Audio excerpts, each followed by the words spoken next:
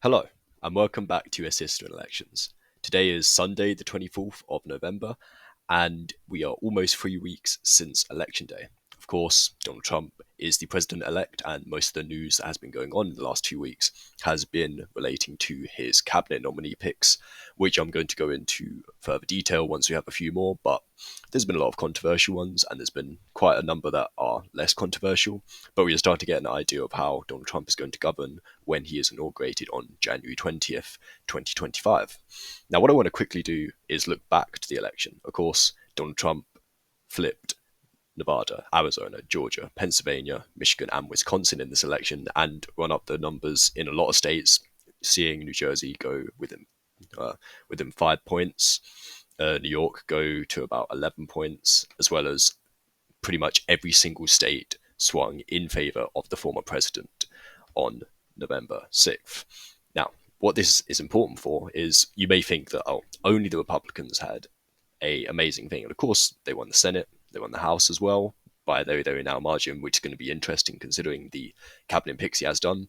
But this video is going to be looking at the shifts across the country. This is the electoral map shift. If you want to, this is just in general. Of course, there's a lot of red in this map. There's a few dots of blue, but this pretty much shows the shifts from the 2020 election to the 2024 election, essentially, and just judges it by all the counties. Of course, there's way more counties in the eastern United States than the western half. And I'm just going to be showing the key areas and key demographics that these counties represent and how well Donald Trump did in these, which led to his victory. But also, there's a couple of points to be made for the Democrats. There are some blue swings here. It's not entirely red that some people were dreading. But yeah, there are some, not very small areas of positives to take up for the Democrats. But I'm going to be looking at a couple of them as well. But this is going to be mainly focusing on where Donald Trump did well and how he won. So, first of all, the main one that has been in the news that people have been talking to, and this was a thing that happened in 2020 as well, was the shifts in the in the considerably Hispanic counties, whether that be Hispanic majority, like Miami-Dade, which swung 19 points in favor of the Republicans, which means they won by about 10 points, actually 11 points in that county. Of course, Biden won that county by about 7 points in 2020. Hillary Clinton won that county by about 25 points. So the shift has been massive in the last 8 years. And also, if you go down to South Texas, that's where the other biggest swings in the county were visible. So Starr County, right here, 21 points. Now Donald Trump was winning that following that shift. Hidalgo County, Donald Trump narrowly won that. And of course, that's one of the biggest population centers in South Texas, and also where's Corpus Christi there. Cameron County, Donald Trump also won that, and again another 19-point shift in favor of the Republicans. And I just want to say that if you go back to the 2020 results, this is what the 2020 swing results. Of course, a lot more blue across the whole of the country. Biden won, but the key areas that we saw, I remember pointing out 4 years ago, was Miami-Dade and South Texas. These are the areas that swung the most heavily in favor of the Republicans in that election. And again, we've just seen not as huge shifts in South Texas, but considerable shifts in the exact same direction, way bigger than the national average swing as a whole, which was about 5 or 6 points. So it's one thing to keep in mind, because this trend completely continued and was the big reasoning why Florida went from +3 in 2020 to +13 in 2024. And in Texas was +5 in 2020, and it was +13, if not +14 in 2024. So those are the two reasons why Donald Trump held and massively increased his region, his standing in the southern parts of the America, but also just the Deep South as a whole.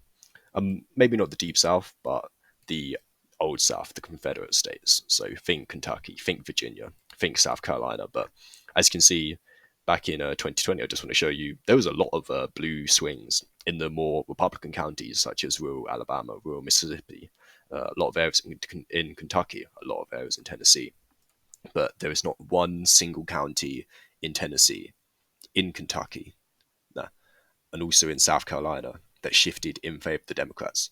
Not one. And that doesn't mean that the Democrats managed to flip any. That simply means that South Carolina, Tennessee, and Kentucky, 100% of all the counties in those three states went in favor of the Republicans more so than they did in 2020, which is pretty astounding considering these states were never going to be competitive in any measure, in any scenario.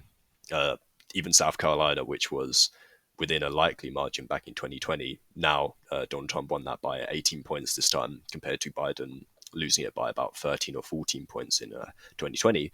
But what I'm just trying to show you is that Donald Trump managed to make a huge gain just on average in all the rural South counties. Now, this is where he was winning the counties by 80% this time instead of 75% of the vote in these counties.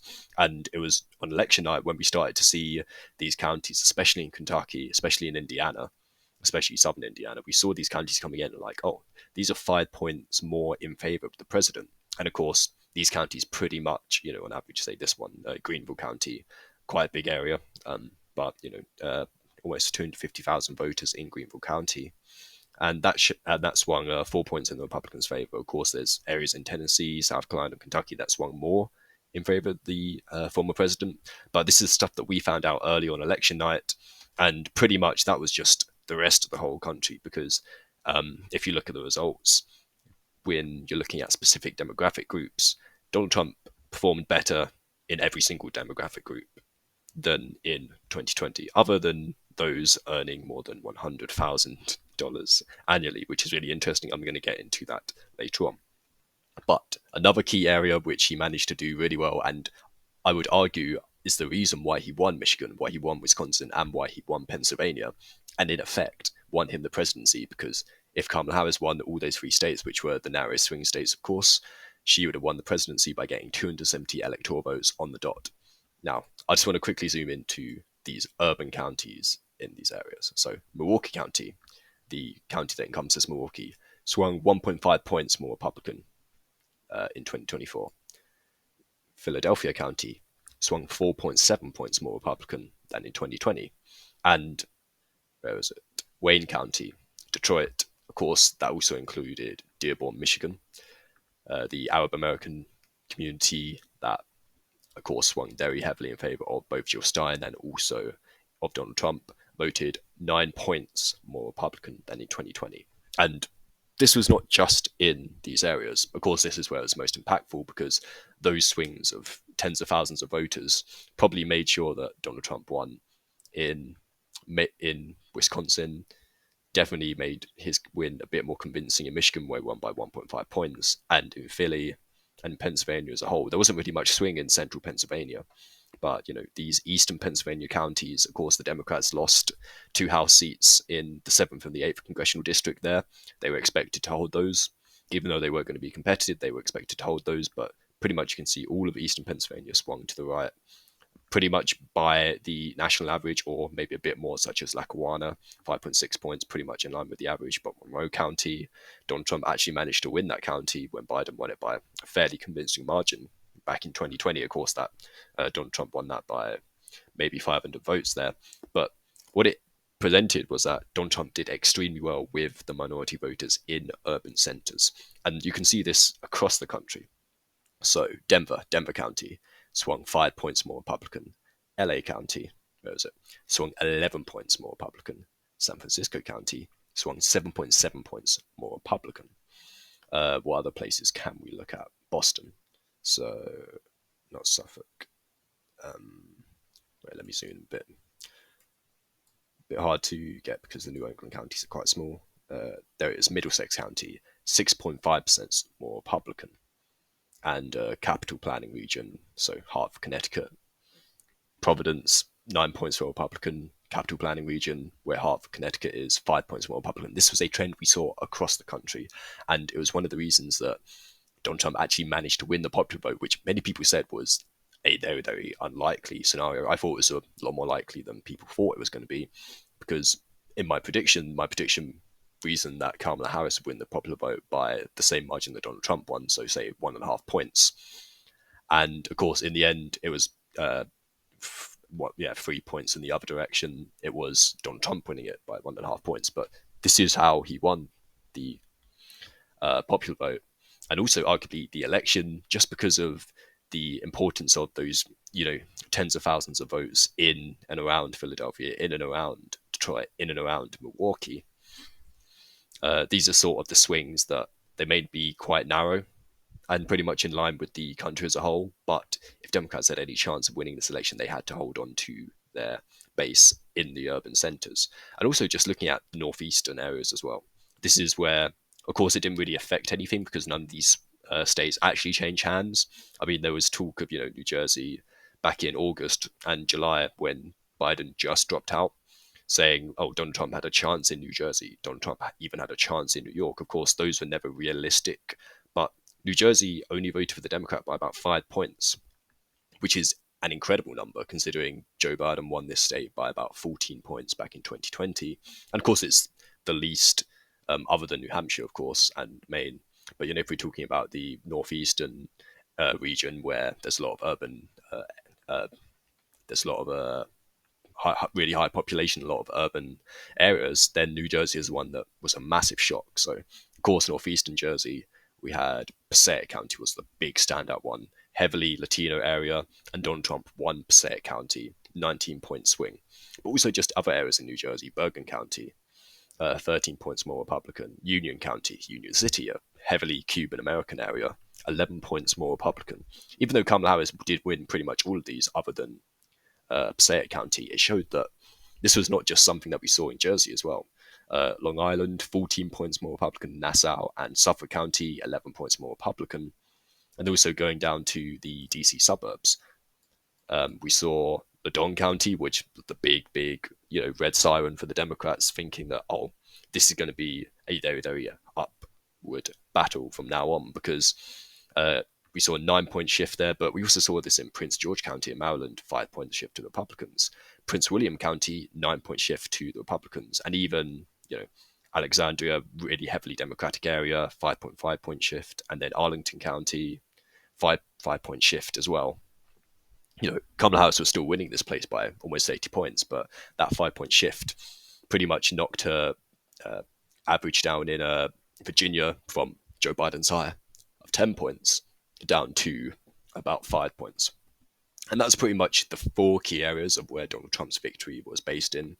Hispanic counties, the South as a whole, just going more Republican, which pretty much made Georgia and North Carolina out of play, even though Democrats, as I'm going to get onto, actually did pretty well in some of these areas in the South. But the South as a whole going more Republican.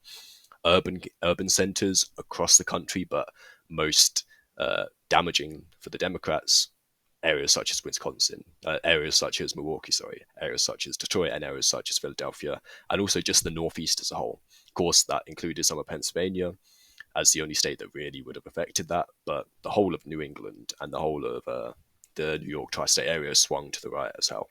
So I'm going to quickly cover what was good for the Democrats, because there are some blue dots here, and there's some very, very small swings in a lot of the western counties. Of course, it just looks smaller because there are just less western counties. There's about double the amount of counties in Iowa than there are in Wyoming, even though Wyoming's a bigger state. Pretty much just how it was set up during the westward expansion. But I'm going to quickly go into the suburban areas which the Democrats did do well in. Of course, they were banking on their success being done in these suburban areas, but and we did see that in Atlanta. The Atlanta suburbs, such as, of course, Henry County was the big one. I think that was the biggest Democratic shift in the country, 9.2 points in favor of the Democrats. And you look at this and you think 3.4 more Democrats in Walton, 6.7 in Rockdale, 6.3 in Douglas. And you're thinking, okay, this is a path to which Kamala Harris was going to hold on to Georgia. But then you look at the rest of Georgia, and, damagingly, Fulton, the urban center of Atlanta, as well as DeKalb County, both shifted in favor of the Republicans. And this is pretty much why they didn't do that badly in Georgia, as a swing was only about 2 points compared to the 5 or 6 points at a national average. But again, this is where they didn't do as well in.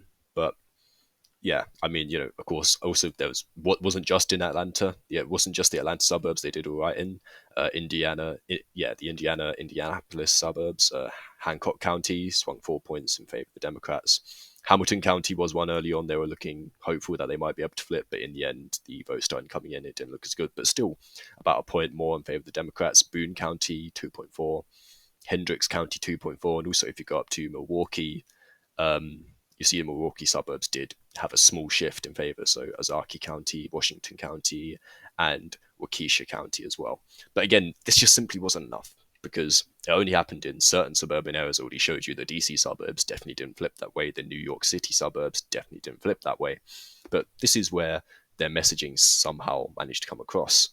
Um, and there was another key area. Of course, it wasn't that important at the end of the day, but another key area in which the Democrats did do pretty well, and that was the well-off areas. I already said that the only demographic cohort that actually shifted in favor of the Democrats was those earning over 100,000 a year. So, the top 20% or top 10% earners of the entire country. And areas such as the Research Triangle in North Carolina, we can see this is how they managed to hold on. So Johnston County, so the Research Triangle is pretty much the area between Durham, Raleigh, and there's another place. And what is it? Yeah. But pretty much, yeah. So it includes Wake County, Durham County, Chatham County, and it was pretty much this area where there's a lot of businesses moving in, booming population, and this booming population is well educated, to the master's and PhD degree level, and sort of the voters that the Democrats were specifically targeting, and actually didn't do too bad with, even when you see the rest of the country as a whole. So this is areas where they did pretty well in. Also, if you move up to northwestern Michigan, this lake region, so Lalano County was one of the biggest shifts for the Democrats in the whole country as a whole. That was 7.6 points, but also the surrounding counties, Kalkaska, Grand Traverse, Manistee, and then Benzie County, they all shifted Democratic compared to the rest of Michigan as a whole. Again, this is a really popular tourist destination for richer folks that move out there during the summer. And people, and because, following COVID, there's been a lot more people being able to move there and just do remote working. So this is the sort of areas that they did do a lot better. And also going out to Western Colorado, of course, a beautiful country and democratic state. So the Denver suburbs, already showed you that Denver shifted to the right, but the Denver suburbs, Broomfield, Jefferson County, and then this is going into the actual, Rocky Mountains, but they did really well. Chaffee County, 6.7 points. San Juan County, 7.1 points. Clear Creek County, Rio Blanco County. So these are the sort of areas that the Democrats did do pretty well in as well. But again, it just simply wasn't enough because the whole country as a whole shifted in favor of the Republicans en masse. Like I said, every single demographic group shifted en masse. And, you had a few outliers. You had the suburban areas of Atlanta, the suburban areas of Indianapolis, or the rich areas in northwestern Michigan, in western Colorado. But simply, the country did not like the way the economics were going. And that is how Donald Trump managed to win a fairly convincing victory, not a landslide victory, because, if you want to see, this is the map, there's no huge red swings other than Jersey, other than South Florida and South Texas. There's not any massive swings. And just to show you, this is the swing from 2012 to 2016. The whole of the Midwest went 30 plus points in many areas from Obama to Trump. So that is what a huge landslide victory looks like. But simply, there was just a general average trend in favor of the Republicans. We saw that by them winning the Senate. We saw that by managing to hold on to the House when many people thought the Democrats might actually have a bit of a favorability in managing to retake the House. Of course, it looks like it's going to be pretty much dead even as it was in 2022. But just to show you that this is where Donald Trump managed to do well with his swings, and the Democrats didn't do terribly, they just did poorly. So thank you for watching. I hope you enjoyed. Remember to stay tuned for more videos relating to Congress, further elections, because there's going to be a couple special elections coming up in the next few months. So stay tuned for that, and I'll see you all again very soon.